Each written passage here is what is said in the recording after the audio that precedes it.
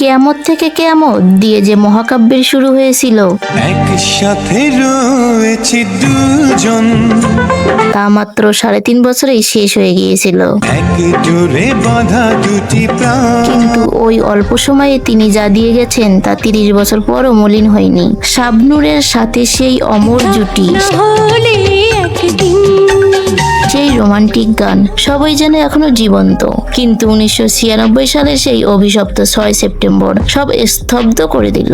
যে ভক্তরা মাইলের পর মাইল হেঁটে তাকে দেখতে যেত, তারা সেদিন মাইলের পর মাইল হেঁটেছিল তার জানাজায় শরীক হওয়ার জন্য। কান্নায় ভেঙে পড়েছিল গোটা বাংলাদেশ। দীর্ঘ 30 বছর পার হয়ে গেছে, মাঝখান দিয়ে বয়ে গেছে অনেক জল। কত তদন্ত হলো, কত রিপোর্ট জমা পড়লো, কখনো বলা হলো আত্মহত্যা, কখনো বলা হলো অপমৃত্যু। কিন্তু সালমানের পরিবারের এবং কোটি ভক্তের মনের ভিতর যে একটা কাটা খসখস করছিল, তার নাম হলো অবিচার। তারা বিশ্বাস করতে পারেনি যেন তাদের প্রিয় নায়ক এভাবে বিদায় নিতে পারেন। আজ যখন আদালতের নির্দেশে 30 বছর পর সালমানের কবর খুঁড়ে তার দেহাবশেষ তোলার সিদ্ধান্ত নেওয়া হয়, তখন আবারও সেই 90-এর আবেগেরা জাগ্রত হয়।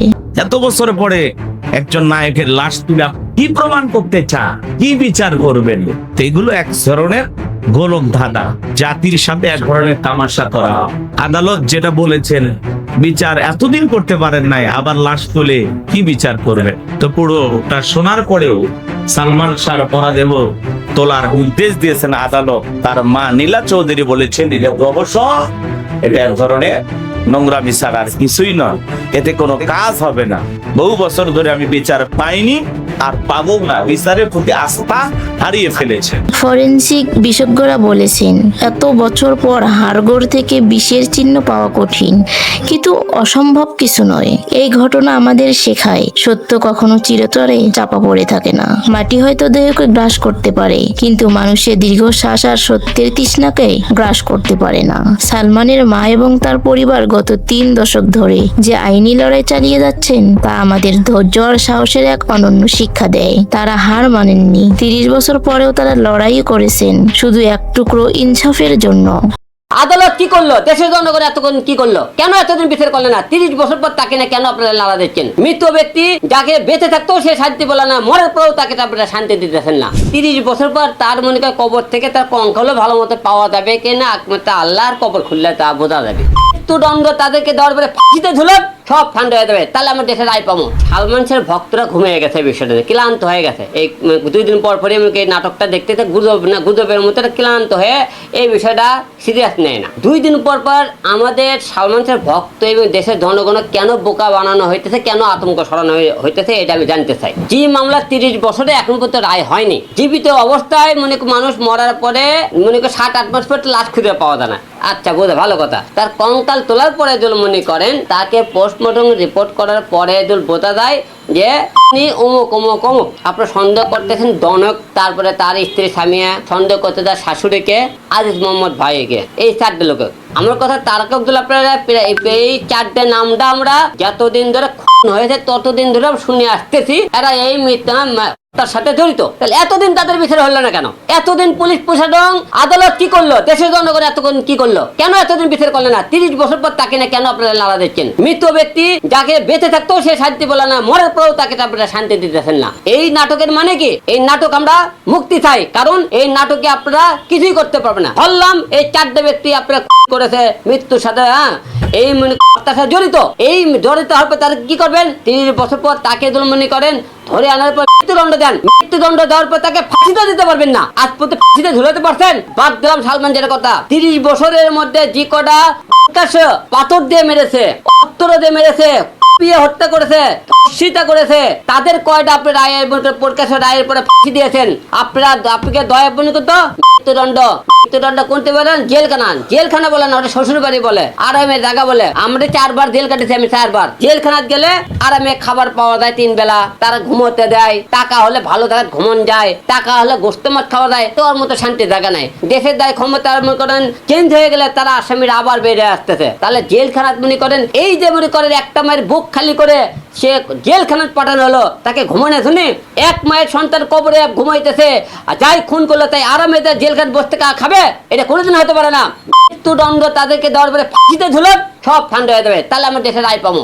তার রায়ের কোনো মূল্য নাই। কিসের মৃত্যুদণ্ড দেন আপনারা? একজনের মৃত্যুর পরে কবরস্থানে ঘুমাইতেছে, আরেকজন জেলখানাতে আরামে ঘুমাইতেছে। এই রায়ের মানিই না আমরা, এই রায় আমরা মানিই না। কারণ এই দেশের এই রায়গুলোর জন্য সন্ত্রাস মুক্ত হচ্ছে না, সীতা বন্ধ হইতেছে না, মানুষের মনে করেন আতঙ্ক কাটতেছে না। যতক্ষণ পর্যন্ত আপনি সালমান শাহের এই মৃত্যুটা নিয়ে একটা 2 দিন পর পর দেশের জনগণ মানুষের মধ্যে আতঙ্ক সৃষ্টি করেছে। কারণ এই রায় 30 বছরের যে রায় আজ পর্যন্ত মৃত্যুদণ্ড দেওয়ার পরে ফাঁসিতে ঝুলানো হয়নি। আসবে 30 বছর তো আসামি শনাক্ত করতে পারেননি আপনারা। শুধু বলতেছেন ডন মেরেছে, বলতেছেন তার স্ত্রী মেরেছে, বলতেছেন তার শাশুড়ি মেরেছে, বলতেছেন আজিজ রহমান মেরেছে, কিন্তু সেই প্রমাণ আজ পর্যন্ত করতে পারে না। 4টা ব্যক্তি খুন করেছে। যদি খুন করতো তাহলে আপনি তাদেরকে মৃত্যুদণ্ড দিয়ে জেলখানায় রাখতেন, ফাঁসিতে ঝুলাতে পারতেন না। গল্পটা শুধু একজন নায়কের নয়, গল্পটা হলো কোটি মানুষের ভালোবাসার, যারা সেদিন মাইলের পর মাইল হেঁটে সিনেমা দেখতে যেত, আজ তাদের চোখে পানি।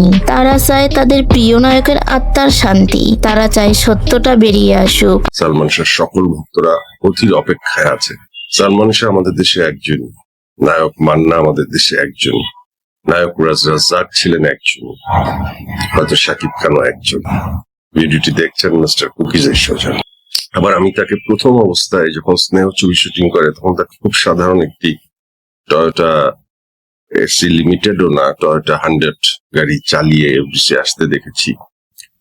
আমি স্নেহ ছবির বিভিন্ন শুটিং এ যখন আমি গিয়েছি, আমি 2টি গানের শুটিং এ ছিলাম। একটি হচ্ছে চিঠি লিখলাম ও লিখলাম তোমাকে, পরে জবাব দিও আমাকে। সেই ছবির শুটিংটা একটা সন্ধ্যায় এফডিসির ঝর্ণা স্পটে হয়েছিল, সেই শুটিং এ আমি উপস্থিত ছিলাম। আরেকটা হচ্ছে মৌসুমী সালমান শাহর একটা র্যাপ গান ছিল স্নেহ ছবিতে, আজ তোকে ভাগে পেয়ে ছাড়বো না তো, ভালোবেসে কারো কাছে হারবো না তো, আসে যদি তোর ভাই কোনো মাস্তান, ছুরি দিয়ে ভুড়ি কেটে নিয়ে নেব জান। খুব সুন্দর একটা গান ছিল। এনিওয়েজ, আমার একটা বাটিক শার্ট ছিল, আমার বোন ইন্দোনেশিয়াতে থাকতো বলে আমি ইন্দোনেশিয়ায় যেতাম, এবং একটা এক্সক্লুসিভ বাটিক শার্ট আমার দুলাভাই আমাকে প্রেজেন্ট করেছিল। ওই বাটিক শার্টের একটা গল্প আছে। সেই বাটিক শার্টটা পরে আমি একদিন বনানীতে দাঁড়িয়েছিলাম, একজন মানুষ এসে আমাকে বললো যে এই শার্টটা কি দেওয়া যায় কোনোভাবে। উনি একজন গার্মেন্টস এর মালিক। আমরা এই শার্টটা কিনে নিতে চাই অনেক দাম দিয়ে, মানে অনেক একটা এক্সক্লুসিভ শার্ট আমার ছিল। তো আমি ঠিক এই শার্ট পরে সালমান শাহর কাছে একবার যাওয়ার পরে সালমান শাহ শার্টটা দেখে খুব পছন্দ করেছিলেন। আমি আমার দুলাভাইকে দিয়ে সেম এরকম একটি শার্ট সালমান শাহর জন্য ইন্দোনেশিয়া থেকে এনে আমি তাকে গিফট করেছিলাম। আমি তার স্কাটনের বাসায় গিয়েছিলাম, সে বাসায় ছিল না, রিসিপশনে রেখে দিয়ে আসছিলাম। তখন তো ফোনের যোগাযোগটা এরকম ছিল না। এই ঘটনার বোধহয় 15 দিন কে 20 দিন পরেই এই মৃত্যুটা হয়ে গেছে। আমি জানি না, সালমান শাহর কাপড় অনেক কালেকশনে আছে, সেই কালেকশনে যদি কোনো বাটিক শার্ট পাওয়া যায়, ওই শার্টটা আমার দেয়া। সো সালমান শাহকে আমি গাড়ি কিনতে যেতে দেখেছি ডন ভাইয়ের সাথে। আমি দেখতাম যে অনেক গাড়ি কিনতেন, নতুন নতুন গাড়ি ব্যবহার করতেন। হি ওয়াজ রিয়েল হিরো, ট্রিমেন্ডাস হিরো। আমরা সালমান শাহর মৃত্যুর বিচার চাই। যদি সেটা মৃত্যু হয়ে থাকে, সেটা জানার, হত্যা হয়ে থাকে, সেটা জানার অধিকার আমাদের আছে। কিন্তু যেটা হত্যা না হয়ে যদি ঘটনাটা আত্মহত্যাই হয়, তার আত্মা জানি কত কষ্ট পাবে কবর থেকে উঠাবার কারণে। কিন্তু একটা বিষয় তো সমাধান হবে, সেই সমাধানটা আমরা চাই। আমরা জানতে চাই সালমান শাহর সাথে আসলে কি হয়েছিল। এত বড় তারকার সাথে 96 সালে বা তার ছোট্ট ক্যারিয়ারে কত বড় ঘটনা ঘটে গিয়েছিল, যার জন্য তার এই অকাল মৃত্যু। সালমান শাহর সকল ভক্তরা অধীর অপেক্ষায় আছে। সালমান শাহ আমাদের দেশে একজন, নায়ক মান্না আমাদের দেশে একজন, নায়ক রাজ্জাক ছিলেন একজন, হয়তো শাকিব খানও একজন। ভিডিওটি দেখছেন মিস্টার কুকিজের সৌজন্য। বন্ধুরা, সালমান শাহ আমাদের কাছে শুধু একজন অভিনেতা নন, তিনি এক চিরসবুজ আবেগ। তার জীবনের এই রহস্যময় মোড় আর সত্যের এই দীর্ঘ লড়াই যদি আপনার হৃদয়কে একটুও নাড়া দিয়ে থাকে, তবে দয়া করে এই ভিডিওটি সবার সাথে শেয়ার করুন এবং কিংবদন্তি নায়কের প্রতি ভালোবাসা জানাতে এখনই আমাদের চ্যানেলটি সাবস্ক্রাইব করে পাশের বেল আইকনটি চেপে রাখুন। ধন্যবাদ সবাইকে।